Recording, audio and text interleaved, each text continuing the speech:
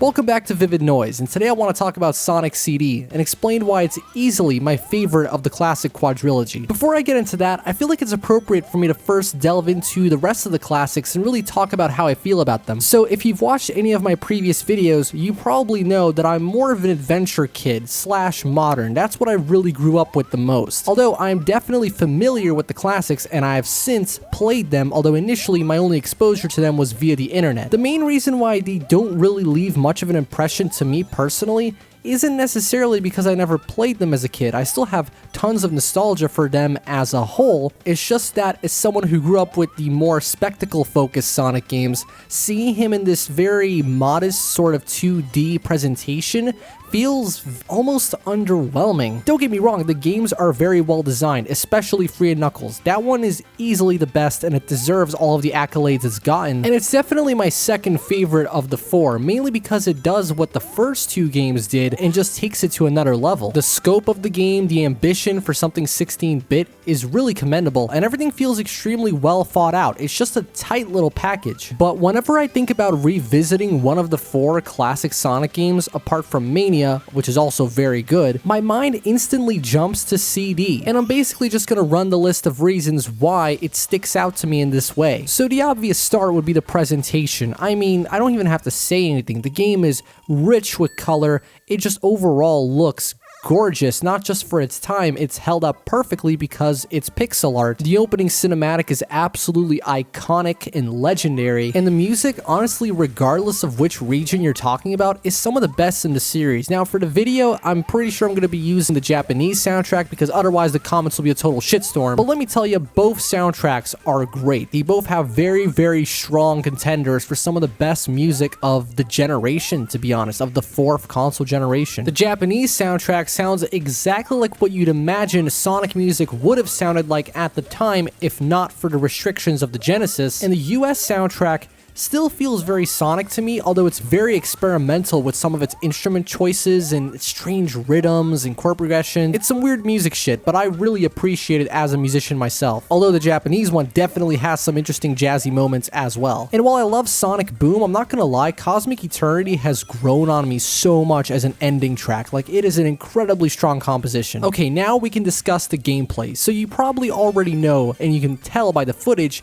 that Sonic CD has a very different approach to level design compared to the rest of the classic Sonic games. There's a much heavier emphasis on verticality and exploration, and not just the way that you play the levels normally, although honestly they are quite short and easy as well, hence why in this footage I'm trying to go for the time stones, and that's because with the way these levels are designed, I find that to be the most engaging way to play Sonic CD. That doesn't necessarily mean that I do end up getting all of the time stones on all of my playthroughs. No, in fact, come to think of it, I don't think I've ever legitimately completed this game with all of the time stones. I've obviously done it, but only via save state, so it doesn't really count. While I'm personally not the biggest fan of collectathon platformers, especially in 2D, I mean, it's a genre that really belongs in 3D. Despite that, playing Sonic CD with a collectathon mentality is my favorite way to play it, and I think I know why. It's because, as I said earlier, I'm so used to the more spectacle-oriented linear Sonic games that when Sonic does linear in 2D, although yes, the classics are definitely not as linear as the 3D games, they have tons of goodies and secrets and alternate pathways, but fundamentally,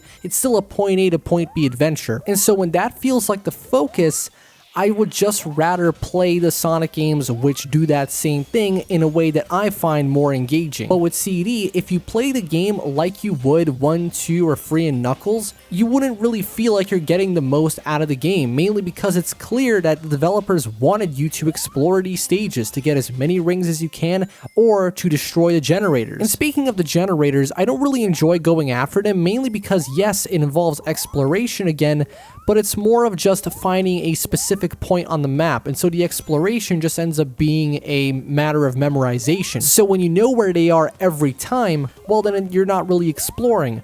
Whereas with the rings, unless you're a mega nerd, you're never really gonna remember every single spot for every single ring and every single ring monitor, so it feels like a fresh experience every single time. I mean, at least for me, and maybe there's people who have memorized every single ring location, but I'm not one of them. I haven't even brought up the time travel gimmick yet, and that's primarily because I don't use it too much. I do love its inclusion. It makes the world feel so much more fleshed out, and we got so many awesome music tracks thanks to it, but I do find that it sometimes disrupts the flow a little bit, and I also really hate how you lose your shield if you use it. There's definitely still a strategic element to that when you're going after the time stones though, because usually the past of whatever stage you're on will be a little bit safer. And now that I think about it, when it comes to getting the good ending as a whole, I really do love how Sonic CD has this very risk versus reward sort of system in play, where you can either put in the effort to get every single generator in every stage, which will take a little bit longer, or you can be ballsy and try and get every single time stone, but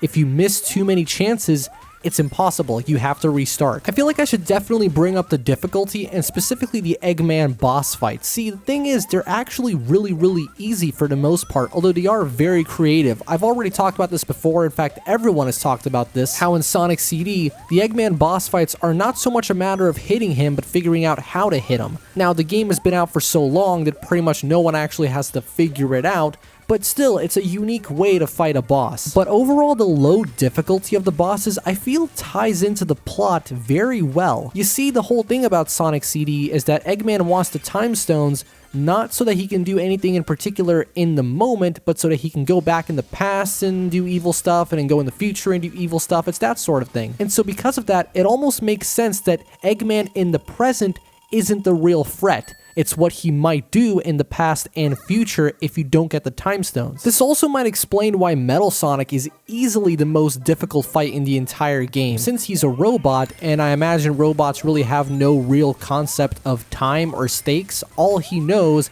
is kill the hedgehog. And Eggman has no problem just sitting back and trying to vaporize you with a rainbow laser. I feel like another reason why I've always been drawn to CD was the juxtaposition between the game's implications within the plot itself and the way it's presented. As I just said, Sonic CD is an extremely bright and colorful game with some of the most upbeat music in the series. And yet at the same time, the plot involves Eggman traveling through time to try and change history itself and rule the world and all that, and it feels strangely dark. Then there's also the matter of the constant looming threat of the whole "I'm out of here," you know, how he kills himself. But okay, the thing is, that's only scary when you're like 5 years old and you don't realize that you're never at any point in the game gonna be sitting still for that long. But honestly, when I was a lot younger, that was a genuine fear I had. Like, what if he just does it at random? Like, I know that's not how it works. You have to sit there for, I think, 3 minutes straight. But still, there was always that looming fear, especially if you're playing the US version, because of that pure nightmare fuel music. It's actually pretty interesting how we pretty much all have, like, this irrational fear related to one particular game that would never actually happen in the game itself. But before you grow out of it, it's like you always feel like it might happen. Anyway, that's going off topic. So I want to wrap this up. Why do I like Sonic CD so much? Well, it's because it stands out, but not just because it's different. Different doesn't equal better than everything else. No, it just means it's different.